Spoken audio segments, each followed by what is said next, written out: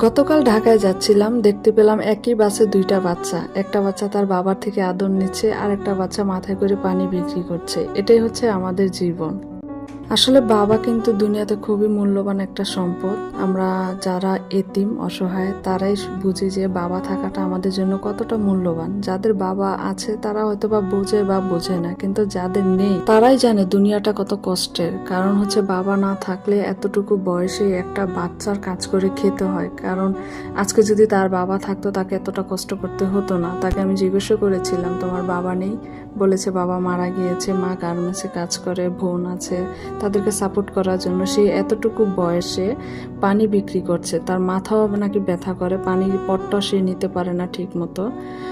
মানে দেখতে তো বোঝাই যাচ্ছে ওর বয়সটা খুবই কম, বেশি হলে 7 থেকে 8 বছর হবে। এতটুকু বয়সে ও ফ্যামিলির দায়িত্ব নিয়েছে। আসলে পুরুষের জীবনটা একদম ছোট থেকেই অনেক কষ্টের কাটে যদি সে গরিব ঘরের সন্তান হয়। আসলে দুনিয়াতে এখনো অনেক সন্তান আছে যারা মা বাবাকে অনেক সাপোর্ট করে, অনেক ভাই আছে যারা ফ্যামিলিকে অনেক সাপোর্ট করে। তাদেরকে আসলে কি বলে ধন্যবাদ দেব জানি না। তবে এই ছোট ভাইটার কথা শুনে অনেক ভালো লেগেছে। ও ফ্যামিলির জন্য অনেক টেনশন করে, ফ্যামিলিকে নিয়ে অনেক চিন্তা করে, অনেক ভাবে। তবে এই বয়সেও কাজ করে খাচ্ছে, বা এই যে পানির পটটা ওর নিজে মানে ওঠাতেও পারে না, মাথায় নিতে পারে না, ব্যথা করে, এই বয়সে তাও কাজ করছে। খুবই খারাপ লাগে বিষয়টা, খুবই খারাপ।